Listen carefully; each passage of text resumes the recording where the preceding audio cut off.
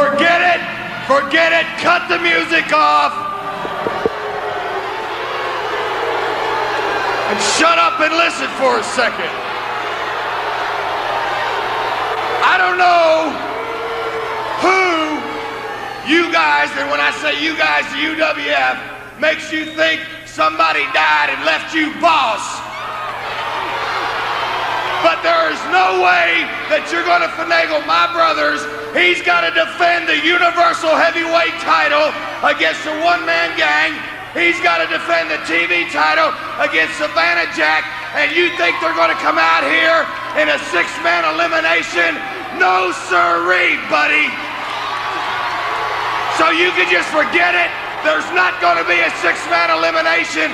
And as a matter of fact, we're doing Dr. Death a favor, because you know we get rid of Terry Taylor, and then we get rid of Ted DiBiase, and then it'd be 3-on-1 Dr. Death. And do you remember what happened the last two times? It was 3-on-1. You punk, you're looking at a hurricane. Well, Michael Hayes has made his comments, but we hear the music striking up, and that match has been signed. And Dr. Death, Steve Williams, Ted DiBiase, and Terry Taylor making their way to the ring here on Universal Wrestling, and there is the good doctor. He is back. He's 100%. Six-man elimination tag match. And the Freebirds may not want to fight because of the consequences of the match and what's happening in the hour, but it is breaking down right here. They're all in the ring. Terry Gordy on the outside.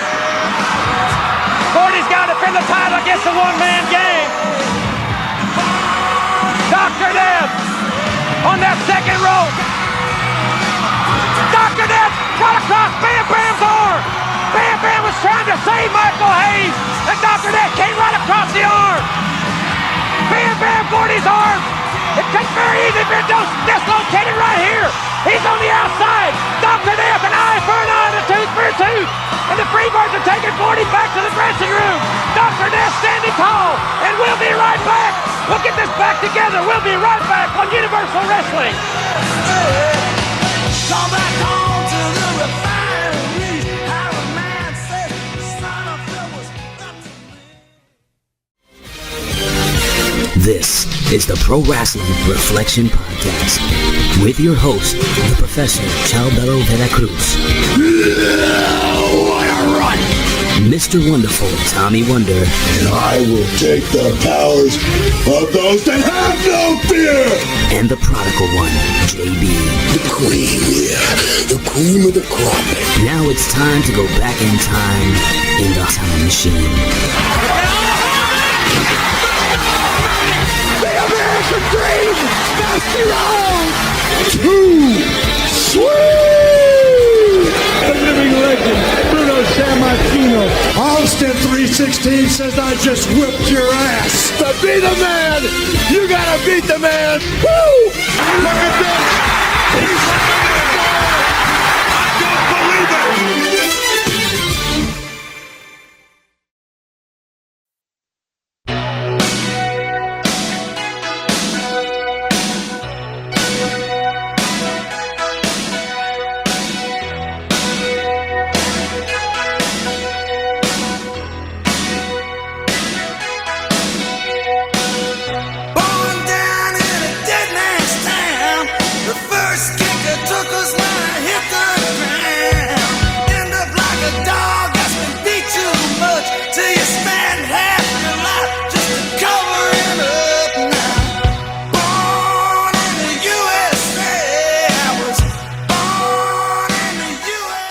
What's going on there, Reflection Knights? What is going on there to the Vita Whites, the dispensary Hami Knights, and the probationary solitary confinement PWCites?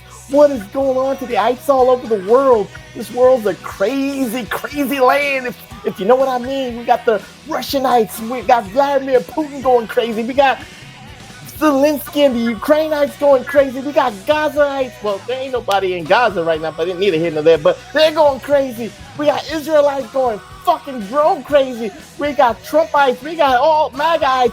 We got progressive ice. We got all these ice all over the world. This world is going to shit. But you know what?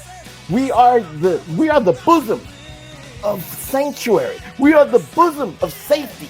If you follow the PWR podcast here at the Harmony Media Group at PWHustle.com, this is like your bunker. You can get. Who's cheering? Oh, thank you very much. Wasn't me this time. It must have been TW, always on his phone right now. Always fucking with me. Just as long as you don't play any music, so we get copyright strikes. But neither here nor there, Reflection Night. But anyway, what's going on to the Terrific 12, the Tenacious 13, the Flirty 14, the Fabulous 15, and a shout out to Donny Day One, who said to the professor, he slid into the DMs, no homo. He said, "Professor, I've caught up. You don't have to do spotlights. You don't have to do movies. You don't have to do what ifs. Get your ass going with these episodics, man. We want to get to the elusive 200. I'm like, Donny, Jesus Christ, this is an abusive relationship. You're like hitting me right now. You're whipping my ass right now. I got black and blues. I got scars. I need to go to a shelter or something. I need the prodigal one, the HVAC king, to give me some air conditioning because I'm sweating right here. Sounds like Donnie's Diddy. Yeah, you know what? I need baby oil. I don't know. Maybe the baby oil will cure me. But anyway, neither here nor there. But Donny, I got you. We are on episode 193, 7 away from the elusive 200. But before we do that, I must introduce myself because I am vain like that. I must introduce myself because I gotta get the grays out of my pubes. I gotta get the grays out of my ears. I gotta get the grays out of my nose. I am the studious one. I am the effervescent one, but most importantly, all these guys and all these gals out there know that I'm the glorious one, the only objective man in this IWC, YWC, PWC. Did you blow your nose, TW? I heard a blow in your nose. I'm looking at JB. He didn't do nothing. Either that or he's a ventriloquist, but neither here nor there. I am the only objective man in this IWC, YWC, PWC punditry, the only objective man in this Twitter sphere, the only objective man in this wrestling universe, the Professor Chabelle Cruz. And I'm not here alone. No. I am here with my two brothers right now, my two brothers for life. First of all, let's introduce the HVAC king of South Florida. The man is selling air conditioners out the yin yang. He sells it to the Miami Dolphins. He sells it to the Miami Heat. He sells it to the Florida Panthers. He sells it to the Tampa Bay Lightning. My man's got a mansion. He bought that Scarface mansion. If you saw the Scarface movie, he is living there right now. But you know what? No Colombians are going to kill him right now because he's got around-the-clock security. You're a friend of mine, the prodigal one himself. JB, what's going on, my friend? Hey, yo. Professor, what's going on? TW, what's going on? You know, it's funny. You said at the beginning of the top of the show, we're like a tip. We are like a tip for all the listeners to suck. And to quote a movie from Scarface, in line with that same vibe, we're like a great big wet pussy just waiting to get fucked. Jeez. That is good. That's a good analogy right there, you know. Makes straight TW, from Tony Montana. Yeah, makes TW wake up. And anyway, that's my brother from another mother, the conservative liberal, the liberal conservative, dum-dum doing an idiot song, the iron stomach one, Dr. Frankenstein, and the undisputed, undeniable, universal heavyweight champion of the world from Detroit Rock City, exclusively, the Tommy Wonder. How you doing, my friend? I am so close to buying a UWF heavyweight title belt. I don't know why I don't own one already. I got NWA tag. I got NWA US. I got NWA TV title, otherwise known as the Tully Blanchard Championship. I've got the WCW World Championship. But did you just say it looks like shit, JB? No, I said, do they sell that shit? Oh, yeah, but it's like Pakistan or whatever. But like that's where I got all the NWA ones. But it was Professor who turned me onto this that I didn't know, or maybe it was you a long time ago when you did the show a little bit more regular, that the Ring of Honor World title was an homage to the UWF heavyweight title, and I had no idea. And then once I saw it, I thought, how did I not see that the second I saw the Ring of Honor World heavyweight title? It is spot on the UWF title, but ROH instead of UWF. The belt that Nigel McGuinness and Bryan Danielson was fighting for like 2 years straight was an homage to the UWF heavyweight title. Insane that I didn't see that immediately. But to be fair, I have been friends with Truth Martini for 30 years, and I used to see him, and I would say, dude, how do I watch Ring of Honor? It was harder to watch than ECW in the 90s. He told me it's on at like 3 in the morning on this channel. I'm like, well, that's never going to happen. And now it's not even really Ring of Honor. If everybody wants to make fun of the WWECW, they don't make fun of this Ring of Honor nonsense, where basically their champions are job guys for AEW, as this past weekend proved. Again, TW's has got to put a nudge to AEW's programming every week here on the PWR podcast. He will never stop. He will never let it go. It's called handing out receipts, buddy. The truth is, TW and I are WWE plants. That's what it is. No, I know. No, I want AEW to do well, but because their fan base is so unbearable, well, it's easy to not care if they're not doing like Dane Becker. TW at least says that. He protects himself. JB, you've never said you want AEW to do well, so neither he. No, man. I hope that shit goes out of business tomorrow. Fuck Tony Khan and fuck AEW. There you go. The truth shall set you free. Hallelujah, Reflectionites. But anyway, let's get into episode. One last thing before we get to this UWF. As I'm watching Monday Night Raw last night. You just said CWF, by the way, but continue. UWF. Continue. I used to be the heavyweight champion in CWF. Anyways, as I'm watching Monday Night Raw, and I see this 5'2" guy, Vico, whatever his name is. I tell my girlfriend, I'm like, oh, that guy used to be on AEW, right? He was a big deal. He was such a big deal. They never offered him a deal. They just let him wrestle whenever they felt like booking him, right? And they said Chad Gable was wrestling him for the Mega Championship or something. I don't know what it's called. AAA Mega Championship. And I'm sitting there going, oh, I thought, I go, oh, he must have beat Alberto Del Rio for that belt already, because I remember reading that that's probably what's going to happen. And then I wake up today to read WWE accidentally slips and gives away title change because he hasn't actually beat Alberto Del Rio for that belt yet. It hasn't been aired yet, so that was a faux pas from WWE. Oh, it did happen already, though? It did happen, but you know how it is. You have to wait for it to happen on TV. People are there new and people to get results. I thought it didn't happen yet. It's Vince McMahon, if it didn't happen on WWE TV, it didn't happen at all. Well, they're the ones that said for the belt that he didn't have. Right, that's the problem. Because he would have wore it there if they were going to talk about that belt. Just remember, what you could get away in the 80s, you can't get away in 2025. That's what it is. But anyway, let's get into episode 193. 7 away from the elusive 200 Donny Davis. So I will get these. Maybe I'll get another episodic going. But you know what? Let's focus on this one. This is TW's favorite promotion out of every promotion. I'm sorry, JB. It's not the WWF. It is the Universal Wrestling Federation, or the Mid-South, as it was called, owned by Bill Watts himself. But the reason I picked this episode was not for TW to be happy and to jizz all over himself. Reflection. I said, no. This was actually to give, to pop the cherry of the prodigal one, JB, because he always says, if it ain't on WWE, I don't know what the hell that is. UWF, I don't even know what that is. AWF, I don't know what that is. But you know what? For JB Reflectionites, he saw a lot of WWE legends. He saw a lot of WWE Hall of Famers presented in a different way, in a different light. So I'm going to start with JB. We're not talking about the episode right now. I just wanted to get your cherry popping here, no diddy, to see another brand, to see another organization. And of course, you recognize the Hacksaw Jim Duggins, the one-man gangs, the Ted DiBiase's and all that stuff. But JB, Red Rooster. Mm-hmm. He wasn't the Red Rooster here. He was Doc Hendricks. He walked that damn walk when he came out with that Bistro Steakhouse jacket on. Jesus Christ. Batman Gordy. I'm talking to JB TW here, but I'm going to ask JB the question here.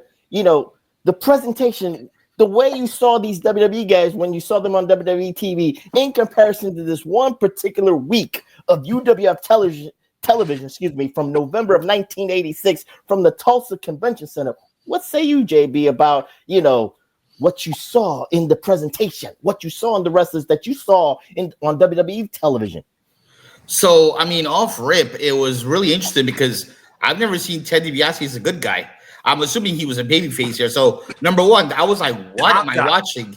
It was weird watching that. And I don't know. You guys can correct me. It was One Man Gang also a babyface, or is he? No. Okay, he's a heel. So was Freebirds? I will answer your question, JB, with this. Because of the South didn't give a fuck about heels versus heels or baby faces versus baby faces. If someone was the number one contender, he was a heel, and the champion was a heel, fuck it, they're gonna fight. Bill Watts and the South exclusively, the Fritzes, the Jerry Jarrett's, the Jerry King Lawlers, they didn't give a fuck about it. Had to be, that formula of heel versus face.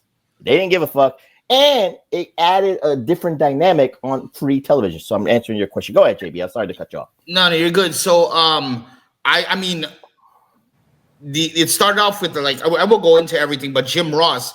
One thing I could say right now, in my opinion, the start of this whole fucking show was Jim Ross. Jim Ross commentating was fabulous. The way he started off, and then he's talking about there's 7 matches. I remember texting you saying how the fuck are they gonna fit 7 matches in 45 minutes? And Professor's just watch.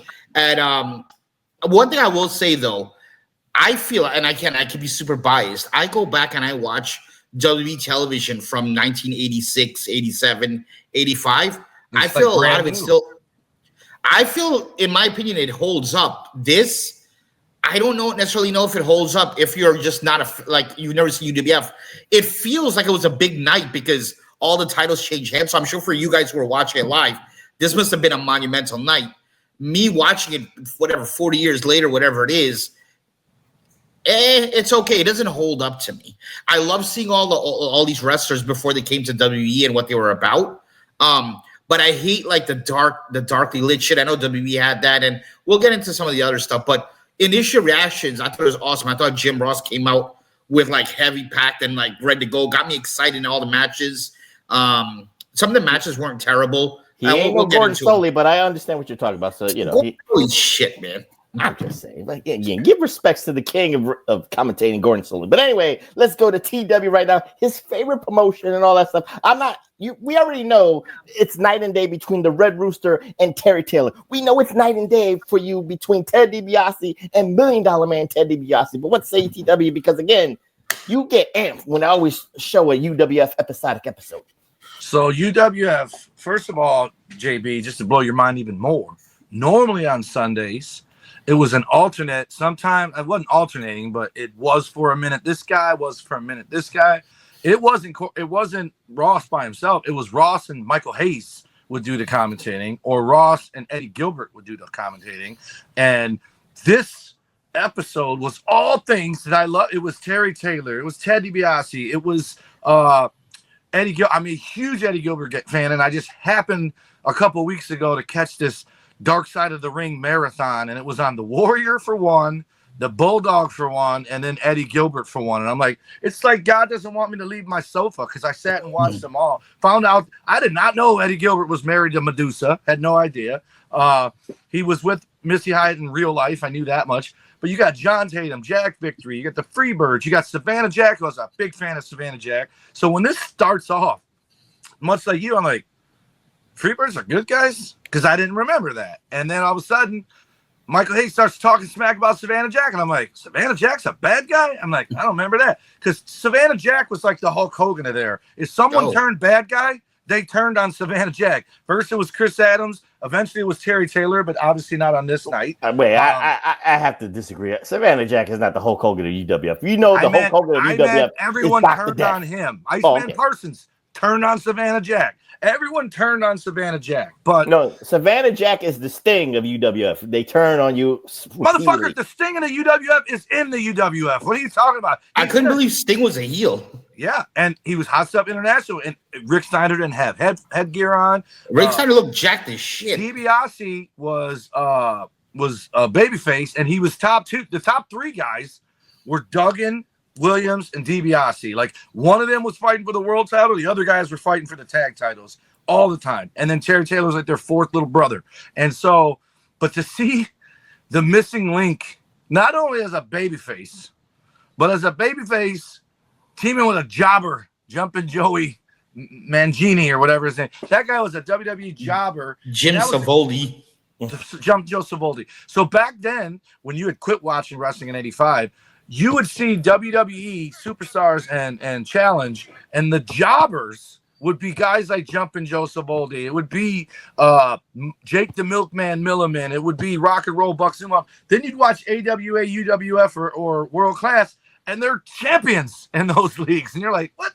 Well, how does Jake the Milkman Milliman a champion in the AWA? It's because they had nobody. They took them all to the WWF, and then pretty soon those guys went there to do jobs and didn't even protect their gimmicks. Just went out as some guys at least would just be in the ring, JB, and then your gimmick would be. Hold up for 1 second, because it's paramount what you just said, because, again, Vince McMahon was, expanding globally, guys. We already know this. This is 1986. Vince McMahon has a mission statement. Kill the territories and make WWF number one no matter what it is. The only other company that was willing to fight and had a little legs to fight, but they were on fumes, was Jim Crockett Promotions. Bill Watts, again, it wasn't UWF, JB. It was actually Mid-South first, because there was two Mid-Souths. There was Jerry Lawler's Mid-South, and then Bill Watts had his Mid-South in Oklahoma, Tulsa, and all this stuff. I just want to give you the logistics here. So Bill Watts made the conscious decision to turn it to the letters behind me and the logo behind me, JB. So I'll just give you the logistics there. So again, UWF, WWF, it's very close. Universal and World and all that stuff. Maybe Bill Watts was thinking bigger. That I can, well, not only bigger, but universe. If he can get the carryover from WWF fans saying, "Oh, wait a minute, UWF, wait, is that the same thing? Are they part of Vince McMahon?" It's very shrewd. That's just my humble opinion. But he knew he had to take a stand and make his company feel bigger, because again, this is a territory, guys. We cannot deny that. Like TW says, the UWF title was not really a world title and all that stuff, because it was only defended in certain territories within the South. But it is a world championship no matter what. I'm not going to deny those creds. But what also is intriguing about this episode, guys, is it's free TV and 3 legitimate big ass titles changed hands on free TV. You didn't have to go to a theater for closed circuit. You did not have to pay $39.95 for a pay-per-view. So my question, guys, is this. I'm going to start with JB first, because again, 84 to 85, you was watching WWF, and then you just stopped for like 50 years, and then you just came back like 2 weeks ago and all that stuff. But this is a big decision for Bill Watts on free TV to have 3 of his biggest titles, the heavyweight title, the television title, and the tag team titles, change hand this weekend. We'll get in reflection as we'll talk about the matches in greater detail to a degree. But I want to ask JB this big question, because again, on WWE television, you only saw 1 title change. Usually, sometimes it's the tag team titles. Rarely it's the world heavyweight title, because you have to wait for like the main event or something like that on free TV. So it wasn't going to be wasted on a wrestling challenge, JB. So what say you seeing that Bill Watts said, fuck it, my biggest titles are changing hands on free TV on a Saturday? But I have a question before I get into that. Did UWF have any pay-per-views? No. They didn't exist. Okay. Right. So they have nothing else to go off of. So it's not like they have a PLE or a pay-per-view like, we'll hold off. I answered this. If you want to count after the merger, guys, Starrcade 87 was the only time that the UWF was featured on pay-per-view. Right, but that's 2 years down the road. Yeah. So they didn't really have pay-per-views. So why not now? Especially like at this time, this is November of 85. We're literally 2 weeks away. 86. I'm sorry. This is 85, isn't it? No, 86. 86. Okay. So what I'm saying is they don't necessarily have a pay-per-view, so I might as well put it on here. It reminded me of actually Nitro, when Nitro used to put on like back in the day, put on like all their good shows on regular TV on like Nitro and stuff like that. But we're literally about 2 weeks away from Starrcade 86. So maybe they wanted to be close to Starrcade 86. I don't know. And we're 4 months away from WrestleMania 3. So, why not? It felt like, again, like for someone who's never watched this, it felt like a big show. Now, I don't know if Jim Ross wore suits week to week. That was his normal gear. It was his normal gear. Okay. Uh-huh. But it felt like a big show because they had 3 title matches, and it wasn't that they only had 3 title matches, but they had title changes, and they ended with the steel cage match. So it felt like that big fight feel and that big night feel. So I don't see anything wrong with what they did whatsoever. TW, the question belongs to you too. It was called the Great Reset, apparently. But I will say this. Oh, yeah. You got something to say? Go ahead before I talk. I'm sorry. So I tried to do as much research as I could on this. There's not a lot on it, but the little I found was it seemed that Bill, and I mean, you could see it on the fucking television. It seemed like Bill Watts was trying to go in a different direction, and he was trying to give Devastation Inc. a little bit more, like that crew, a little bit more of a push, and TW can go more into that because he probably knows more, and going away from the Fabulous Freebirds, because if you're a Fabulous Freebirds fan, this night is your worst nightmare. And if you're a Devastation Inc. fan, this is a great night for you because all the guys from Fabulous Freebirds lose the fucking titles. So I think there was that's a little bit of a caveat. I understand where you're going with that, but remember, this is the territory. So Devastation Incorporated was not only the UWF, but sometimes they trickled into the Carolinas if they wanted to, but not frequently. But of course, they were in Texas exclusively too with World Class, and of course, the Freebirds in terms of commitment, they're not commitment standard. Right. So that's what it was. It was Bill Watts had some sort of issue with the Freebirds. I believe it was Michael P.S. Hayes specifically, and that's why he was moving away from the Freebirds. But that's all I want to add. Just based on research, that's what I found. Cool. DW?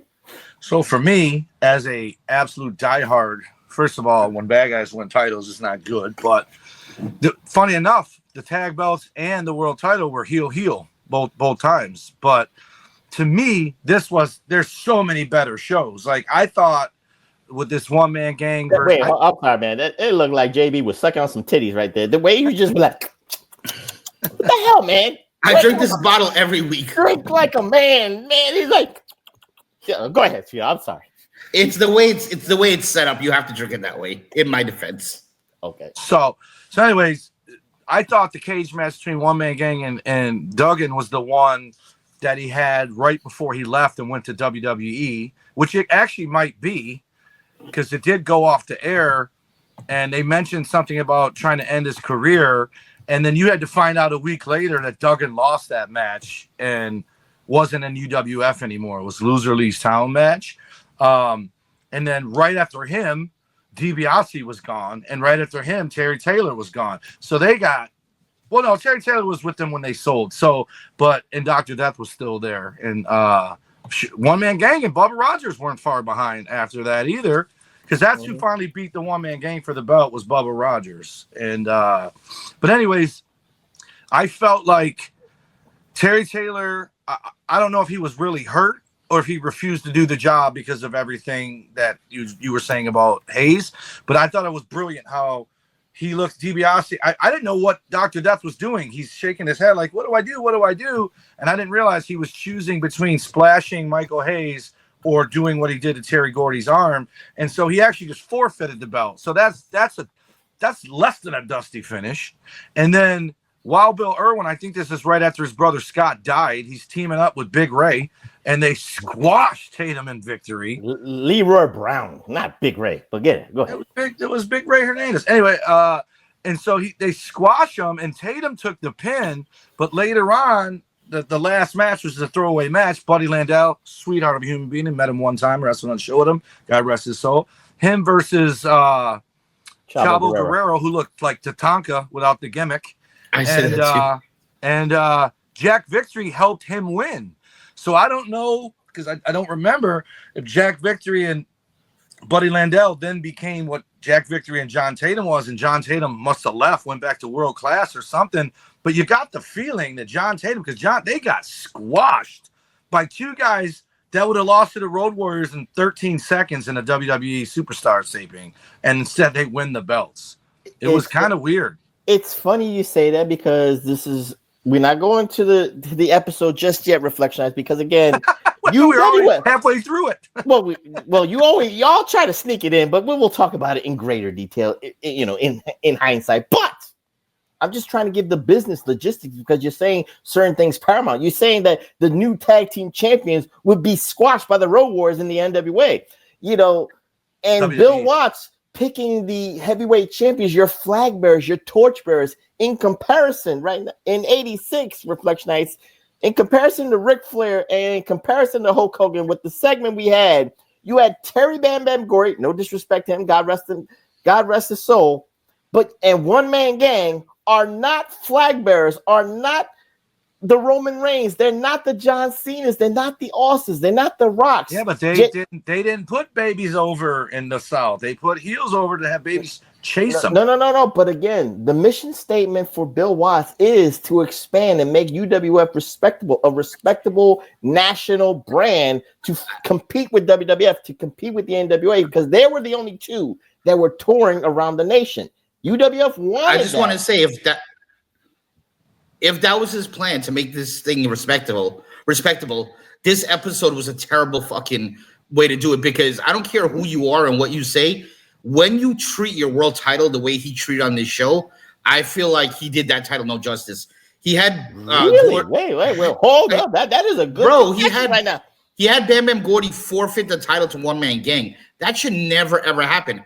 Bam Bam Gordy should have been a fighting champion or cared about that title enough to be like, fuck what the referee says, I'm fighting, etc., and have a match. You get squashed. I understand that. But remember, just like TW said, this is heel versus heel. So you cannot do that basic formula of if Terry Bam Bam Gordy was a true babyface, your formula would work. Terry Bam Bam Gordy has the hurt arm and stuff like that. He says, fuck it, I'm going to take him on with one arm, tie behind my back, and one arm hurt, and passes out and loses. I understand that. We would expect that. Go ahead, TW. Bill Watts. Right, I get it. That's a baby face thing, but to just piss away the title shows weakness on the title. Like, it's not that big of a thing. But that's the thing. What I'm about to tell you is going to make more sense. If any promoter ever tried to make it look like legit sport, it was Bill Watts. He got rid of throwing people over the top rope. He got rid of people jumping off the top rope. He got rid of people wrestling injured to make it look like a fair sport, because people watching it who aren't pro wrestling fans, who maybe a NBA, NHL, whatever, are going to watch it and go, there's no way they let him play with that cast. There's no way they let him jump off the top rope with a bell and do all that. So he did a lot of stuff to try to make it look like legit sport. And in Detroit, it came on right after Wild World of Sports ended on ABC. The next thing was UWF Wrestling, and they tried to make it look legit. They try to make it look legit, guys. But again, my problem, and again, what Bill Watts was trying to do, and I respect him for it, but to pick One Man Gang, to pick Terry Bam Bam Gordy, again, you're trying to compete against Hulk Hogan. You're trying to compete against Ric Flair, the ambiance, larger than life. Again, this is Oklahoma, the Mid-South areas, TW and JB. I understand that. And again, with the territories, they kind of like go in and out between world class and UWF and sometimes in the Carolinas, whatever the case may be. So the commitment's not there, Just like JB said, it felt like the Fabulous Freebirds were on their way out. Like TW said, the tag team champions got butt fucked on national TV and all that stuff. So again, when you're trying to get those flag bearers, the torch bearers, your brand guys, it makes it a little bit harder. That's why I'm just trying to put that out there. So Professor makes a damn good point. Damn good. Professor, at this point in NWA, Ric Flair is champ. Is that correct? Mm-hmm. He's already a 3-time champ right now. You have Hulk Hogan, Ric Flair, and One Man Gang. Which one of these does not fit into the equation? Professor makes a great fucking point. To be fair, he wanted it to be Duggan left. He wanted it to be DiBiase left. Terry Taylor would have been in the line left. But those guys didn't leave until 87. I'm just telling you, Dr. Death was the guy, but Dr. Death, God rest his soul, did not have charisma. If anything, you know what Dr. Death was perfect? Absolute cream of the crop, peak Dr. Death Steve Williams for me. I know you guys might have a second answer that is fair. For me, Dr. Death in the Varsity Club is the greatest Dr. Death ever was. He didn't have to talk. He riled him up or whatever, but he represented Oklahoma. He wrestled with Mike Rotunda and Rick Steiner. and somehow Kevin Sullivan went to college, Dark Arts College. But he was awesome. He was the muscle. Rotunda and Steiner did all the bumping and everything. I'm sure I did that bump. The presentation was great because it hid their weaknesses of talking with Kevin Sullivan, who could talk for them. I understand that. Can I ask you guys a question? Sure. Go ahead. Let's say we got exactly what we got on this episode, right? Except in that last match, Duggan gets absolutely obliterated. I think he was bleeding and everything in that steel cage. Absolutely obliterated. And then at the very last second, he wins the title and leaves. Don't you think that would have made for me? I mean, again, I don't know this era like you guys. I feel like Duggan is the bigger star versus One Man Gang. And hindsight, he's the face. Dr. DiBiase back then. No, between the two. DiBiase was probably number one. Between One Man Gang and Hacksaw. To answer your question, JP. And have him with. I know this is not a what if, but why didn't you book it that way? The crowd goes home happy because he just got the belt. Who, Hacksaw? So here's the problem. They already announced that they were fighting, and One Man Gang was fighting Terry Gordy for the belt. When it first came on, I thought this was like a collage, like a highlight show. And then when the Freebirds came out and said, we're not wrestling twice. You got to defend this belt. And then he got hurt. And then Buddy Roberts had to fight Savannah Jack. And then Terry Taylor helped him win. And now you got all this. So I love that how you just nestled in everything that's going on in this fucking episode. But if you say that Duggan and One Man Gang are fighting in a steel cage if there's time, and then now all of a sudden Duggan's wrestling for the belt, then it's almost like you knew it was the title. You know what I mean? You can't say no, because he said if we have time. Now it's not if we have time. Now it's a fucking title match. Right, but it's almost letting you know that he was losing to Terry Gordy. What do you say, Professor? From Terry Gordy. Let me say this. The flaw of the South is that the heel has got to be the champion because they always felt that the money is in the chase. They want the chase. They wanted the Duggans to chase. They wanted the Terry Taylors to chase, the DiBiases and the Dr. Deaths, and come so close. I think I have a reason why, though. But I'm just saying. But that formula. But again, the formula of that has a flaw in it because you see what Hogan is doing for New York. You see that. So if you're trying to copy Ric Flair, but again, Ric Flair is larger than life. You love to hate him. Right. Nobody loves to hate One Man Gang. He's a monster. But hear me out. Hear me out. Okay. By this time, the WWE is not a territory. It is a global juggernaut to be, right? So the problem isn't that they did it. It's once they switched to a TV model, they should have abandoned it because now you want people to watch every week to see them. The reason I think the heel is the champ in the territories, because that's what it is. It's not the South. It's territories in general because they did it in Portland, Oregon. They did it in Minnesota until the AWA.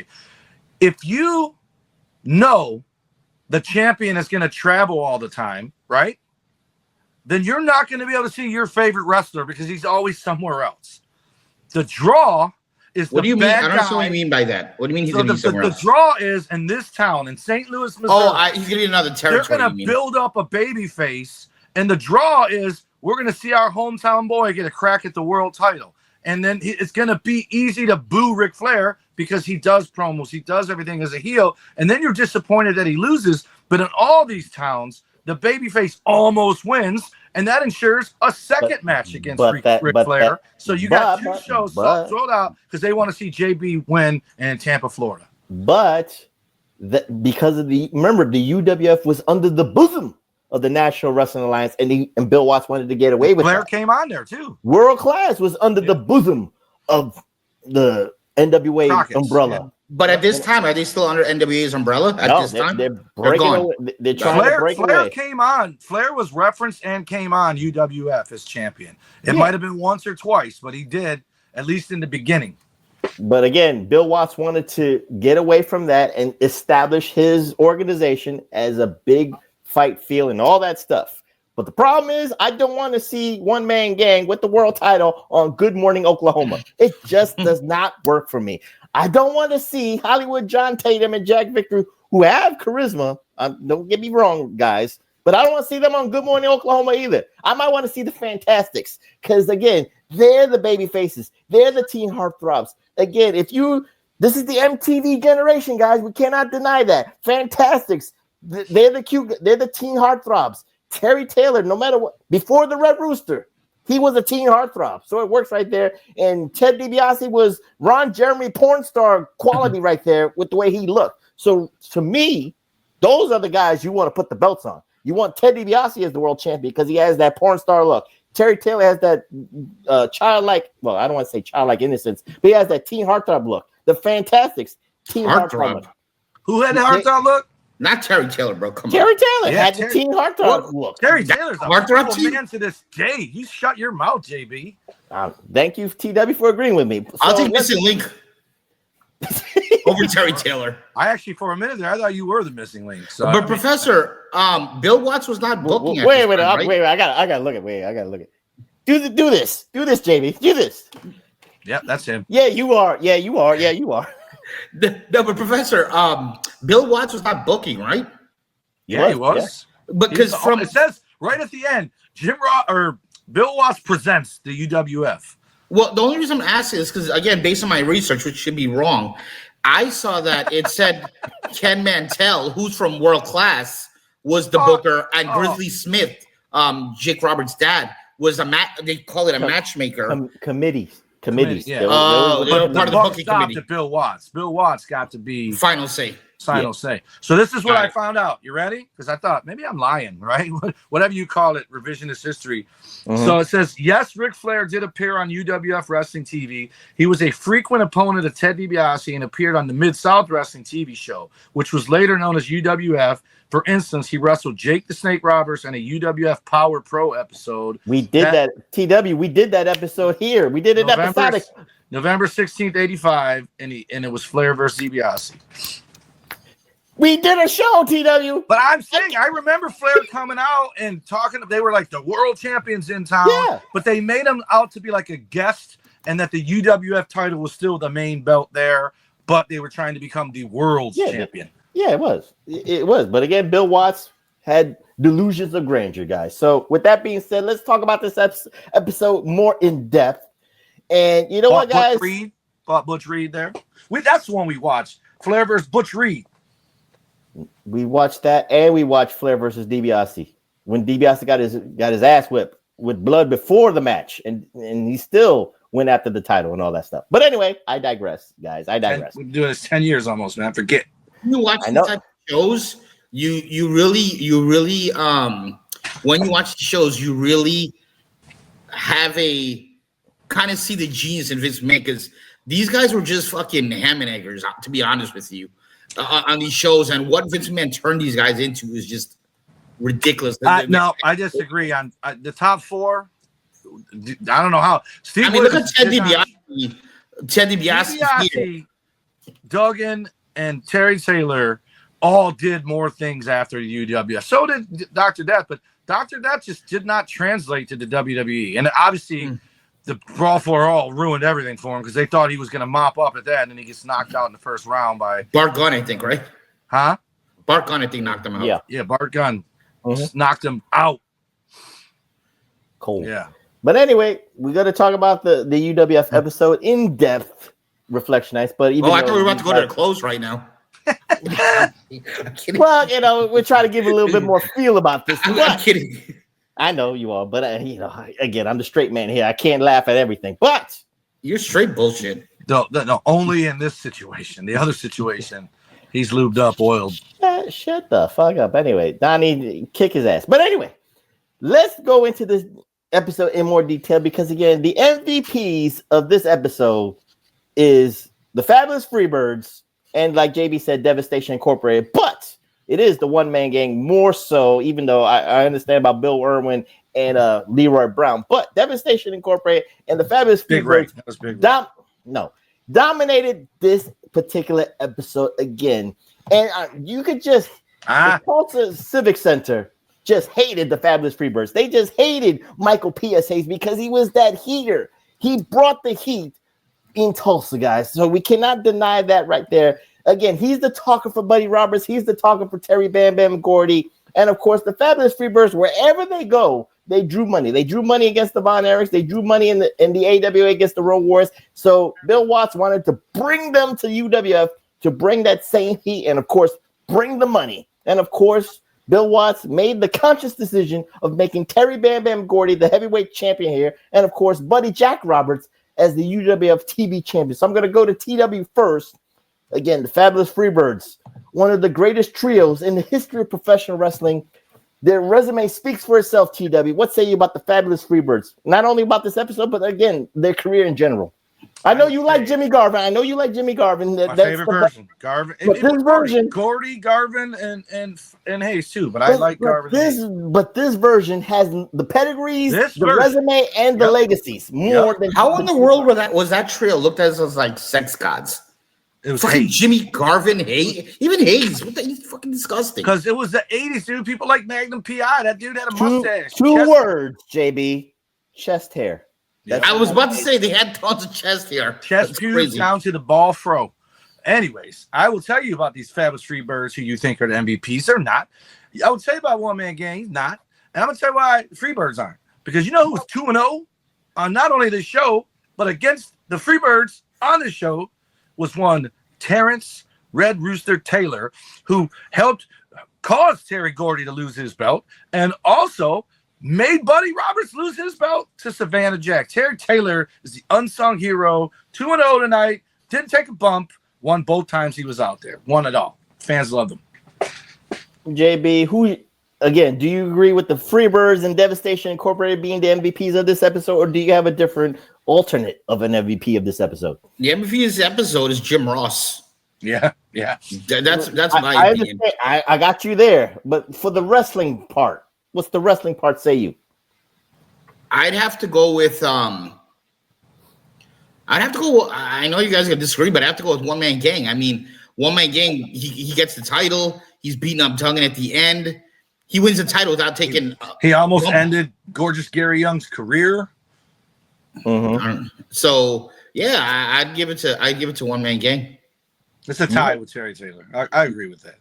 You have to explain who Gary Young is to JB because again, I know who that is. Gorgeous Gary Young. If you think Freebirds aren't sex symbols, you would wonder why this dude's running around calling himself gorgeous. And he was basically a job guy in UWF, then somehow turned heel in I think World Class, and then got a push in World Class, and then came back to the UWF. It was not a job guy, but he was a job guy when Bam Bam Big or when One Man Gang was putting it to him. But then he left, became like no, it wasn't World Class. It was Global.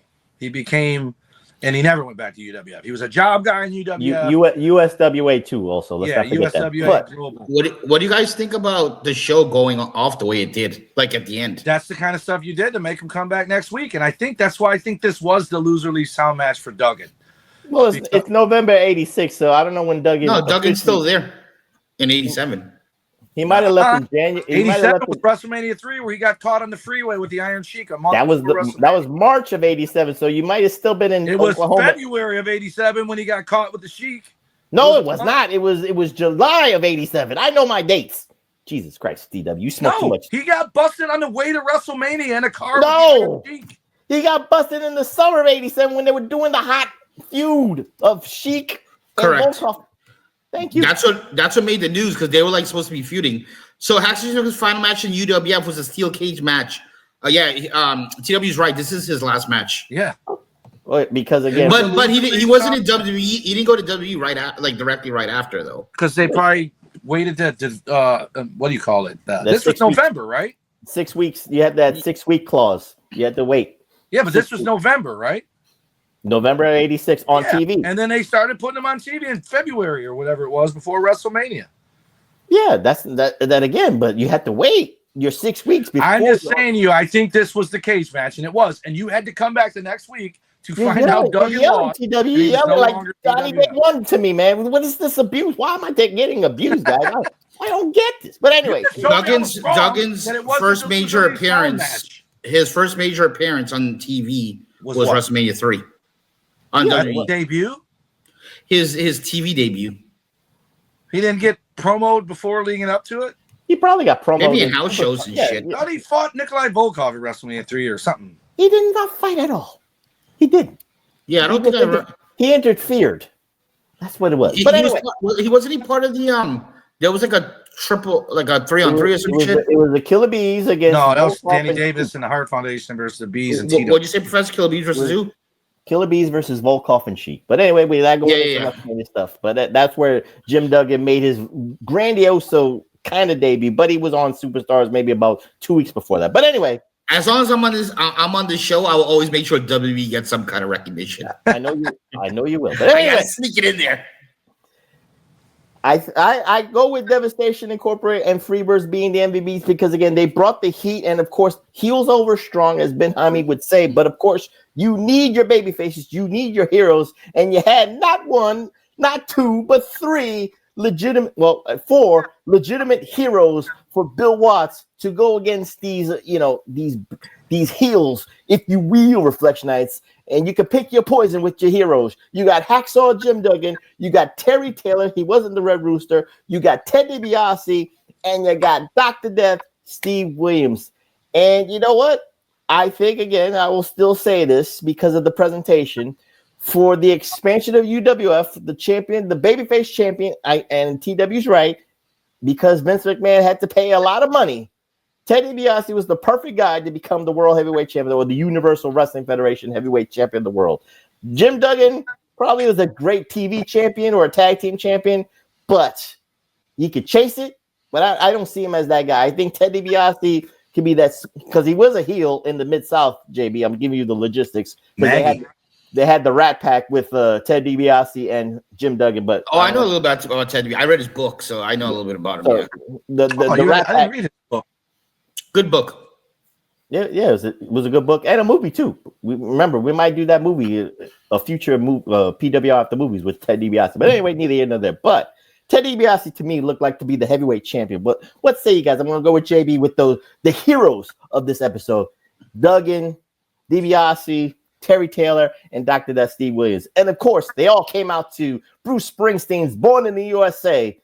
It belonged to the U.S. Express in the WWE. I got you, JB. I'm giving you the WWE reference. Belonged to Barry Windham and Mike Rotunda, the U.S. Express.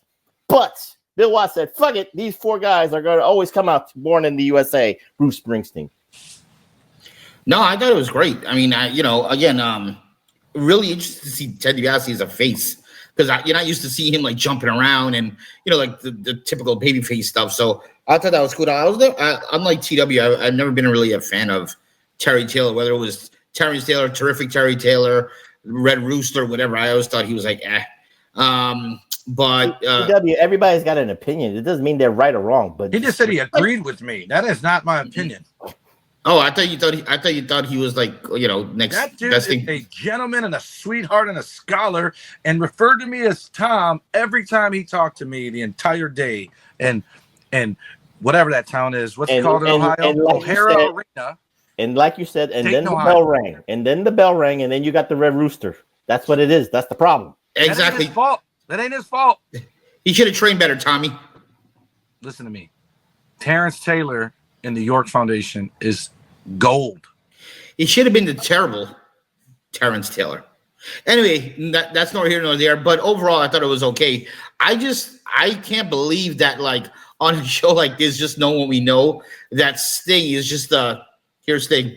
And he's tag champ sometimes. But he's literally arguably the biggest name on this entire card. Not then. This is not then, but I mean what we know of now. Right, for sure. He's the biggest name of the card, and back then he was just like, oh, here's Sting. I would be willing to bet money. Casual wrestling fan, not diehard. I would think more people would know Ted DiBiase than Sting. Are you nuts, bro? As long as you say $1 Million Man. I'm telling you. Bro, Sting is more mainstream. Sting, okay, Professor B, the tiebreaker. Who's more mainstream, Sting or $1 Million Man? I mean, I have to it's go. $1 Million Man, dude. No way, bro. People outside of wrestling know who Sting is. You're saying casual or wrestling bubble? Casual.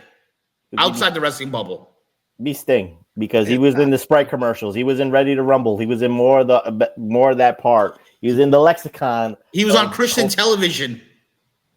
So was DiBiase. He's to a the degree. only WCW guy to be on Arsenio Hall, and DiBiase was on there. DiBiase, I'm telling you. Sting was on there too. Who? Sting. I just said he's the only WCW wrestler to go on there. That means WCW is not mainstream. What? You just I'm said telling you, Ted Turner, WCW's not mainstream. Casual people who, if you ask them about, which wrestler do you remember most, Sting or the $1 Million Man, Ted DiBiase? They're either going to know both of them or they're going to pick the $1 Million Man because he was so hated. People still imitate him to this day by saying everybody's got a price. People outside the wrestling bubble don't even know who $1 Million Man is. That's the people I'm talking about. Let me say, decorum, guys, decorum. But anyway, I'll say this. The reason I think TW might think that $1 Million Man has more legs into the casuals, JB, and I'm casual wrestling fans. I'm not putting words in TW's mouth, no Diddy. But anyway, the reason I think that Teddy, who's whistling? Negan there? No, my chicken's ready. Are we saying casual wrestling fans though? JB, you of all people know this. If they're a casual wrestling fan, it's 99% assured they are WWE. But I wasn't talking about casual wrestling fans. I was saying people outside. I'm talking about people. In. I'm talking about people outside the wrestling bubble, like people that don't watch wrestling. People who just turned it on and go, "Hey, what's this?" And they're going to remember Ted DiBiase more than they'll remember Sting because of the WWE part of it. That's why. What if you live in fucking Atlanta? The reason he's saying that is because WWE still exists. All right, Negan, where the fuck is Negan? Is going to kill us right now with the bat. I hear the whistle. You want to get your chicken? Go ahead, get your chicken. Jesus Christ. Negan is going to come out. He's been cooking chicken for. This is like a microwave oven guy. There's no way that's baked. By the way, Reflection Eyes, we're the only show that TW will shave his beard, take a shit during the recording, and now we got a scratcher. You've done this. I'm just saying. I've never shaved. I didn't say. Well, you're combing your beard, but anyway, you gone to the bathroom, you shitted, and all that stuff. I've been the one that's been holding it all in and all this stuff. We got chicken cooking, and he has the audacity not to share. Where's my chicken? I want the breast. Oh, it might be a little cold by the time it gets to you. But to answer JB's question, TW, and I don't want to put words in your mouth, but maybe you want to agree or disagree or retort back. But it's my question. You're right. WWE still exists. So that's why you say $1 Million Man. I'm telling you, I have a tattoo of Sting on my arm. I'm telling you, I have a wall full of stuff. Very few DiBiases. There's some DiBiase. However, and DiBiase, even though he was my guy in 86, 87, Sting is still my guy. I'm saying the person who only watched wrestling periodically because it was on, those people came across Ted DiBiase accidentally. If they came across Sting, they were intentionally watching wrestling. He didn't happen to come on their TV unless they were home alone on Saturday night at 6:05. So I'm saying like my mom, if she was alive, would remember the $1 Million Man DiBiase. She would have no clue who Sting is. And if you showed her the Crow Sting, she would think it was the movie, The Crow, not the wrestler. Okay. Again, I think Sting has more legs than the casuals. I think the $1 Million Man has a nostalgia factor. Don't get me wrong, but again, it didn't last for a long time. And remember, Ted DiBiase, we have this Ted DiBiase, the All-American Ted DiBiase. We got $1 Million Man Ted DiBiase, and of course, we got Billionaire Ted from the WCW NWO days. So Ted DiBiase's character kind of shifted one way or another. Sting was Surfer Sting and then Crow Sting, and that was it. I agree with you that if someone is an actual, they consider themselves a wrestling fan, they're going to know both.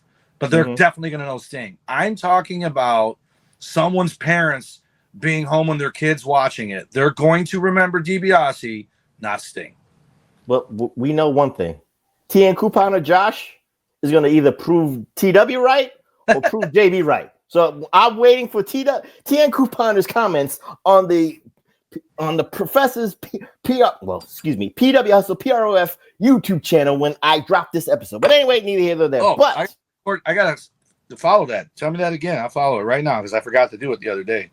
PWHustle PROF on YouTube. That's my channel right there. So anyway, TW, We don't have to talk about one man game because he won the title on a forfeit because Terry Bam Bam PWHustle what? PWHustle PROF. That's it. Remember what I did the fucking shit. You see my there you go. There you go. Thank you very much. But anyway, TW, we already talked about one man gang winning the championship without breaking a sweat. So, but it's still monumental there. But we got to talk about your favorite, the untapped potential of Savannah Jack becoming the new UWF television champion, defeating Buddy Roberts, and of course, like you said, with the help and the assistance of Terry Taylor. But what say you about Savannah Jack? Because again, you've given praise to Savannah Jack more than any other nostalgic podcast out there. Why are people not talking about Savannah Jack the way you talk about Savannah Jack, TW? Please educate the masses. Because I think if we're being honest, the UWF was lightning in a bottle. You had like a 1 year window or less. It was probably the summer of '87 that I really, really was all in on it. And then by the time you get into it, it's purchased by NWA, merged into the WCW, and I don't think they even used Savannah Jack ever, did they? In WWF? WWE. Or he was never there. WCW. I don't know if he was there in WCW. Yeah. Maybe he was. If he was, it was right in the beginning, and then he was done quick. Because Terry Taylor was the one to beat him for the TV title because he turned on Savannah Jack like everybody else. Mm-hmm. So, Calypso Jim, that was Bobo Brazil Jr. was called Calypso Jim when he was in Bruiser Bedlam Wrestling. I wrestled him.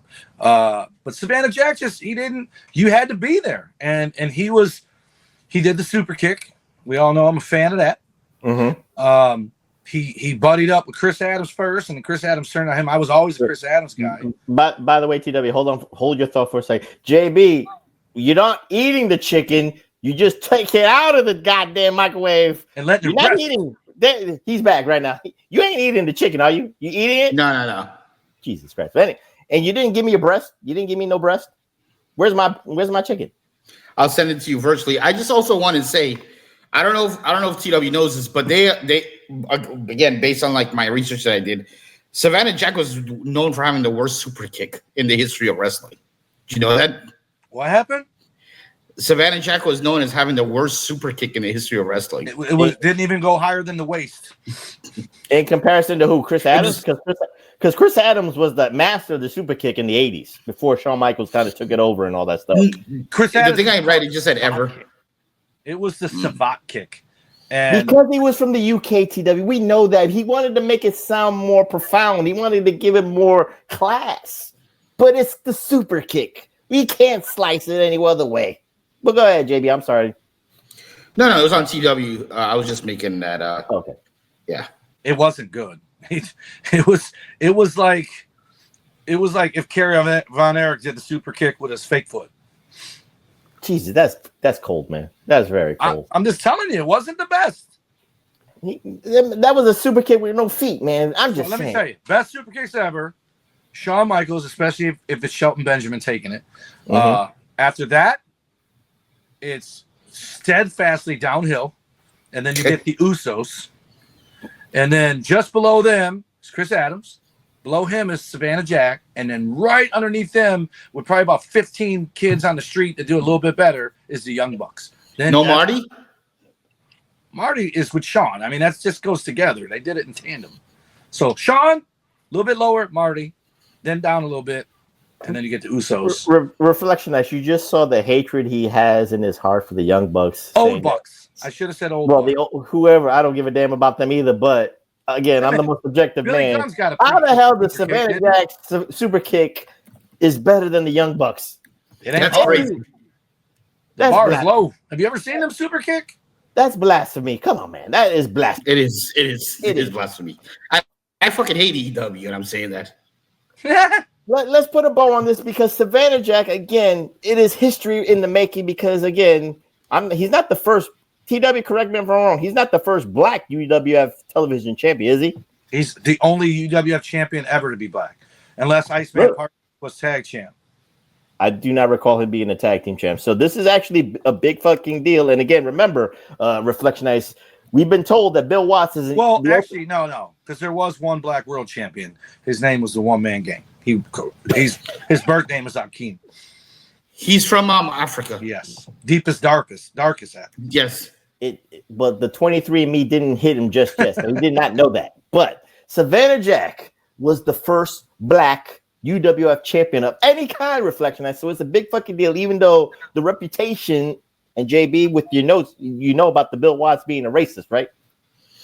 No, it doesn't really say that much when you read notes that Bill Watts is a racist. He didn't call Savannah Jack by his first name, Savannah. He used to call him by the N-word. He said, "Hey, N-word, get over here, and you're gonna go over and become the UWF television champion." That's what N-word?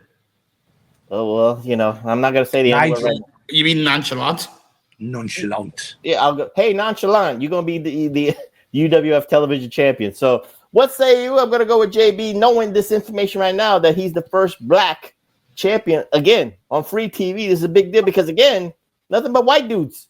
You don't see a lot. You know, again, there's hope for the black for the culture, and there's gonna be hope for our culture, for my culture, for JB's culture, and all that stuff, and of course for Calavera Cortez's culture in a couple of years. What say you, JB, about that? So, my question was going to be how long did he hold the title, but it looks like he held it for about 4 months, which is not a bad run. Yeah, I have no say. I mean, when I saw Savannah Jack fighting, he was fighting Buddy Roberts, right? You realize it looked like a very Timu version of Coco Beware versus Ric Flair. Timu version. Hold up, JB. You got to realize where we are with the UWF. We're in Oklahoma. They still call you nonchalant by Tulsa. This is Tulsa. They call you nonchalant. It's on your license. It's on your license. Yes, it's on your license, and you didn't ask for it. That's what it is. This is big. You got these Southern boys with the nasal twang cheering for this man. Yo, nonchalant, you're the champ, man. You're a champ. You my nonchalant. This is before Freebirds were rocking the Confederate flags, I'm guessing. No, they always rock. They rocked it on this show? Yeah. Oh, there you go. Dude, black people in the South rock the whatever the hell that flag's called. Confederate. Outcasts. Well, we got to at least. I want to at least talk about the entertainment value of this show, and of course the sports entertainment value, because again, JB saw this man maybe for a couple of months at an MSG show. The missing link. He was very important in the South. He was very important for world class, and again, the character doesn't fit the Southern formula, guys. We have to be honest with ourselves. But the missing link found a way to get it over no matter where he went. And it's funny to me, again, this is like a what if. What if the missing link really got over in the WWE, which he never did really. He was just, he was feeder for maybe Hulk Hogan and all that stuff. I'm not too sure, but it just didn't last that long. But in the UWF, he was the protector of the valets. He protected Dark Journey and all that stuff. So for the missing link, the formula worked here that he was, the protector of the weak and all that stuff. Of course, he wanted to get the pussy, but neither here nor there. So TW, what say you about the missing link again? He got his ass beat by Rick Steiner and Sting and Hot Stuff International, all that stuff. Good. And they spray painted a yellow stripe down his back because he's a coward. Right, and it was. But what say you about the missing link? I feel like why did it get over in the South more? Why did it get over in the South more than it got over in Connecticut? I would disagree because the missing link is the Timu version of George the Animal Steel, who was over like Rover up north. But he wasn't over like George the Animal Steel was over like Rover. He was never. Oh, never left. That dude was nonchalant, at least partially. I thought he's honest to goodness. JB, is he nonchalant? Is the missing link? Do your research. Is he nonchalant? I think he's half. I think he's noncha. Okay, he might be noncha. Here's like the half. problem: the guy doesn't. Let's see. We're all. Funny thing is he is a hillbilly who just happens to be wearing eyeshadow and green paint because he sounds and acts just like them. Grunts. Whatever. So first of all, he's Canadian, and his name is Byron James John Dewey Robertson. Byron. There's not one white guy named Byron on the planet. That's a nonchalant Canadian right there. If I ever heard one. But here's the deal: he doesn't like. I think I told you guys this before. Joe Rogan said this. He said, when two people are fighting and you don't know who either person is, 99% of people are going to cheer for the one that looks the most like them. Who the hell does this guy look like? No one, right? Can't talk. He's usually a heel.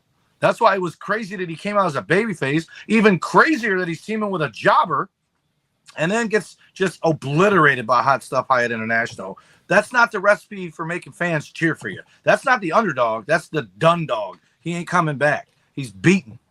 So he didn't do what JB wanted Terry Gordy to do, like, and put up a fight. He just laid on his back and got spray painted. It's just not. I'm stunned. Well, he got held down. It was deliverance right there. I understand that, but yeah, people tried to hold Stone Cold Steve Austin down and the Warrior down and other people down, and they got up and fought back. Nobody can hold down Drew McIntyre. Damn it, that guy gets back up. But the point is, there's nothing appealing about him. He did the knee off the top rope. He grabbed his beard and his hair all the time. It wasn't who was going to cheer? Maybe kids. And at that point, kids are probably afraid of this dude because he looks exactly like what they think is underneath this bed. So they're not going to cheer for him. It's just not. It's not a recipe. George the Animal Steel didn't look scary. He looked, excuse the word, handicapped. I wasn't going to say handicap. I was going to use the other word that we're not allowed to use. It starts with a big old R. It's not Rosie. And that's what people you mean like recorded? He's recorded? He's recorded. Okay. And George the Animal Steel was endearing, if you will. Missing Link was scary. There's no other way to describe it. Like, it wasn't like, here, let me help you, little buddy. It was like, get away from me. I was stunned that he was a babyface. Stunned. JB, you agree with that? Put a bow on it, and then we'll go on to the next thing. Probably close this up. Fuck that nonchalant. I'm kidding. No comment. We're getting kicked off YouTube now. So hard. So hard. If we got a translator, we're getting kicked off. Well, translator. What we need to do is do a Missing Link tribute show next week. that's our reparations, right? Yeah. All we said Reflection Nights was recorded and nonchalant. I didn't say anything bad here. But anyway, neither here nor there. But to close out the show, and again, this is the formula for the South. This is the formula for the NWA. It's always to try to bring you back. And again, the main event is a steel cage match, which would be, in terms, Duggan's last televised match on UWF television. Probably Jim Ross found a way to edit it next week or the week after, saying it was a loser leave town match or a Skandar Akbar, you know, how they do those interviews. So with that being said, they left you with a cliffhanger. We don't have that anymore, guys. We haven't had that since the Monday Night Wars, and WWE has been, well, I have to bring it back to WWE for today's purpose, because since they're the only show in town in terms of the big match feel, the big fight feel, and the Raws and the SmackDowns and all that stuff. When was the last time, JB? You didn't see Hangman Page versus Bud Bundy? Come on, that's big match feel. You said Bud Bundy? Yeah, Bud Bundy from the UK. I thought you said Butt Buddy, but anyway, neither here nor there. Well, he probably is his Butt Buddy. JB, the consummate WWE man who is wearing the WWE underwears right now as we speak. Don't let me know how I know that. But anyway, I think Donny told me about that one. But anyway, I already told you. JB, when was the last time that the WWE left you with a cliffhanger on weekly television? It's been a while. It's been a while. Right, it's been a while. But this was frequent, and TW could attest to this, Reflection Nights, that UWF did this, NWA did this. Not every week that they left you with a cliffhanger like the old 40s movies. I'm not saying that, Reflection Nights, but more often than not, it was the UWF, it was the NWA, it was the World Class. They tried to leave you with a cliffhanger. So I'm going to go to JB first because, again, like I said, it's been a while for WWE to ever leave you with a cliffhanger. So if WWE, and I'll flip it because it's better not using the UWF. If WWE, what are you doing? Is he eating Frosted Flakes right now? Bro, you guys are not gonna believe me, but don't believe me. Is that Bill Clinton behind you? That's Missing Link. Oh boy, George Lazenby. That's the nonchalant Canadian. What the hell happened? He's got alopecia. Afro. That's definitely an afro right there. That's alopecia right there. He's not nonchalant. He's nonchalant. He's a witcher. But anyway. But JB, I'm asking you this question again. For WWE purposes, Do you want to be left on Raw or SmackDown with a cliffhanger, or do you want baby oil, or do you want finality, or do you want clarity on your weekly episodic television? If we're talking Raw, I want cliffhangers. Okay, I want cliffhangers. They do them. If They have guys come out and leave guys laying, stand in the ring while the guy's on the ring, and it says presented by Paul Levesque and whatever the other thing, and it ends. But is that a cliffhanger, or is that just a continuation of the storyline? What we saw on UWF television. Wait. What we saw on UWF television at the end of that show was a steel cage match without a finality, without a winner. He was hitting the 747. That's. I want to ask you guys a question real quick. Did you guys watch Saturday Night's Main Event this past week? Yes, twice. How did the show end? I know Cody Rhodes was on the mic, but how did it end? Challenging him to a match at Money in the Bank. Okay, so I don't know how it ended because I was live, so I didn't see the show. What, like, a perfect ending would be Cody Rhodes. What's that? You were there. Yeah, I was there. Oh, you don't know how it went off the air. Gotcha. Correct. So there was a timer and it said 0. I just don't know if that was the TV timer or what that was. Anyhow, because after he made that, they still went on for like another 15 minutes, which I'm sure was off air, which you guys didn't see. It ended with Logan Paul and Cena separate down the aisle. Yeah. And then Cody Rhodes talking, saying, I got one right now. You against me and him, Money in the Bank. And so right there, when he said like me, like right before he would say that, cut that shit off air. You need to find out exactly what he said and when they're meeting. That's a cliffhanger. I would love that. They continued to talk for another 20 minutes. Jimmy Uso talked, or Jey Uso talked, and blah, blah, blah, blah, blah. Besides the point, I like cliffhangers. I'm a big fan of cliffhangers. Even when I watch television shows, as much as I hate it, I love it because I hate it because I got to wait till next week to see what happens. Right. But it makes me want to come back to watch. Right. The same thing with pay-per-views. I watch a pay-per-view or PLE, whatever you want to call it, and it leaves with a cliffhanger. You better believe I'm watching a good cliffhanger. You better believe I'm watching Raw the next night to find out what the fuck happened. One problem with that is sometimes that cliffhanger is for SmackDown, and you got to wait a whole damn week. Well, yeah, then that's a problem. Yeah, I agree. TW, put a bow on it. Cliffhangers, yay, nay. I like them. I like I said, and by the way, going back now, I do remember this. It was always a loser leaves town match, and it was they actually. It's funny because Jesse the Body Ventura said this on the Saturday Night's Main Event. He goes, if this was 30 years ago, NBC, I don't think they would put a steel cage match on TV. The UWF steel cage match was the very first ever free TV steel cage match in his wrestling history, and they plugged it for 2 weeks leading up to it. And I remember as a kid, if I'm not mistaken, when it came on, he said, if there's time, I remember thinking, how do you tell everyone there's going to be a cage match for 2 weeks and then say, if there's time? And then they had it. And I was absolutely aware of the fact that if Duggan lost, he had to leave town, right? And the ending was him. The 747, I think, was off the top rope. Mm-hmm. One-man gang. The second rope. Yeah. The second rope, yeah. So it wasn't necessarily the big ending. But like he said, Duggan was bleeding. He's laid out, and it ends. And then when you turn on next week, you find out that Duggan lost, and he had to leave the UWF, and he never, ever was seen again. And it was like, it almost makes you wonder if they post-production said all that stuff, and Duggan didn't know, and then lost, and then they did whatever they had to do to write him off. They had to do that to write him off and make it make sense. That's what, because again, I'm saying when the match happened, who knows if Duggan knew it was a loser leaves town match? They might have been just doing that on TV. But I got to tell you this, JB, before we go. I've told this story to Professor many times. I was a diehard Hulkamaniac, right? WrestleMania 3. You were diehard every fucking thing. Listen, I was balls deep Hulkamaniac. In WrestleMania 3, I went in a Hogan fan, got the American-made headband, but I left with the Ricky Steamboat poster, and that day, Ricky Steamboat became my favorite wrestler. And Hogan, I didn't care anymore. Not because he won. I just love Steamboat. And that's to this day still the greatest match I've ever seen, Steamboat Savage. However, the match was the same weekend that it was.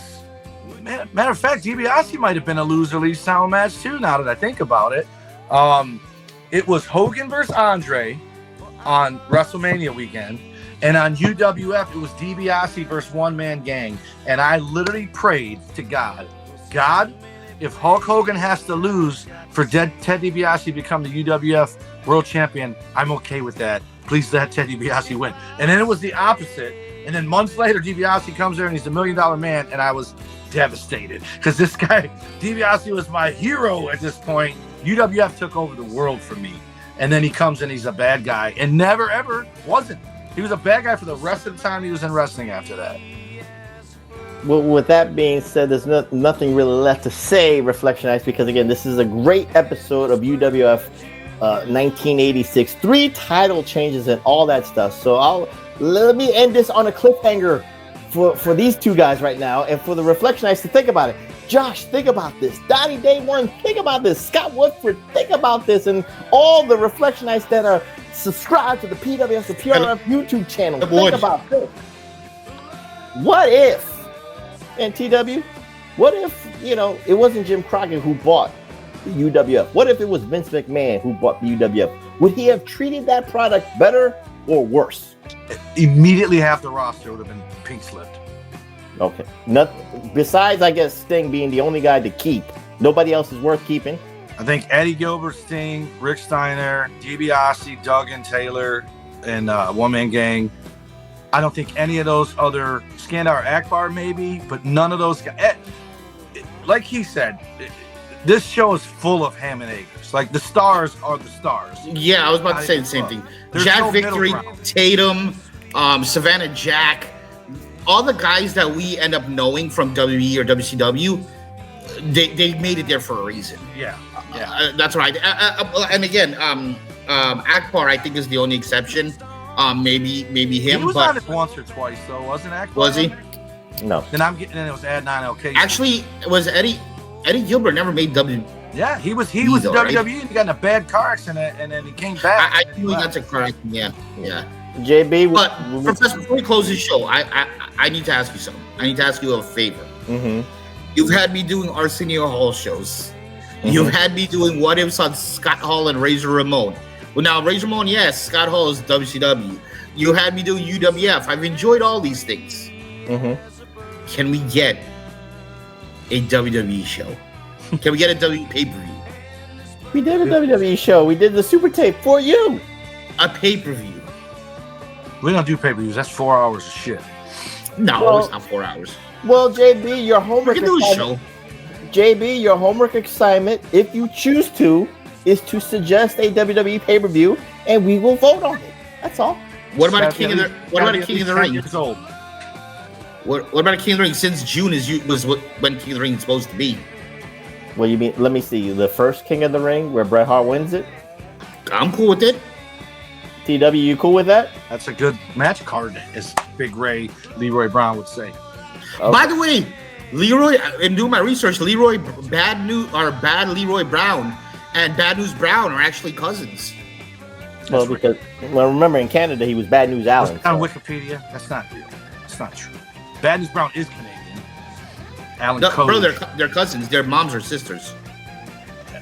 It is what it is. So with that being said, we close on this clusterfuck. We got Nonchalance, we got Witchers, we got Recorded People, and all that stuff. And next week, Donny Day, we're gonna go episodic again for JB, because again, I'm not a matriarchy, I'm not a patriarchy. I'm a democratic person through and through. Not democratic the party. I'm just democratic because this is a democratic. You have to add that in. Yeah, it is what it is. But anyway, we will go episodic, and we will do King of the Ring 1993 from JB's glory years and all that stuff. So with that being said, JB, where can they find you, and where can they buy those HVAC air conditioners in the South Florida Keys? You can find me on Twitter at the P1JB. That's at THEP1JB. And Hulk Hogan, I'm coming for you, Nonchalant. Jesus Christ. And by the way, I'm not Chabella Baby Oil, whatever the case may be. Oh, shit, I've got to add that there. TW, give out those socials so we can get out of here. All right, this phone don't want to open up. All right. The Pro Wrestling Coalition Network sponsors us at PWC Network at podbean.com. Also, Hameen Media Group follows us at podbean.com and also at channelattitude.com. Our X is at PW Reflection. Big Ray can be seen all over the internet at Big Ray Hernandez every Wednesday live. Next Level Podcast on the YouTube, Instagram, and X number 1 for me is at TommyWonder19. Snapchat is number Wonder. Facebook.com/Tommy Wonder, and then TikTok and my other X is at the Tommy Wonder, and then Big Vito brand at TikTok is where you can find Big Vito and Noel. And for all you recordeds, you witchers, and you nonchalants, you can find me on the YouTubes and subscribe to the PWHustle PRF YouTube channel. And if this gets uploaded by that slow-ass motherfucker, I'm not going to use that word anyway, 8-Track Brown, you can follow it on the PWHustle YouTube networks. Follow my brothers in arms, 8-Track Brown, the dirtiest in the city at the number 8, TRAC Brown, and of course, Billy Ray Valentine at OB1, you know me. But again, this episode will be on my YouTube channel at TW. What is that YouTube channel again? You already subscribed, right? PWHustle PROF. There you go. And with that being said, I'm the professor. That's the prodigal one, the HVAC king of South Florida, the prodigal one himself, JB, and of course, Mr. Wonderful, WWE Idiot Song, the Iron Stomach one, and the Detroit Rock City Universal Heavyweight Champion of the World, Tommy One is saying good night, and we'll see you next week doing another episodic Donny Day 1, King of the Ring 1993. See you next week, Reflectionites. Good news, breaking news. What? You're going to love this. They just released the Major Pod guys are making figures of Sean Mooney. Sean Mooney said that on his podcast that they would do that. The genius Lanny Poffo, but the one that you guys are so happy to hear about, Shotzi. Good. Breaking news, no one gives a fuck except TW. I'm not buying any of those. You fucking recorded bastard. Anyway, see you next week, Reflectionites.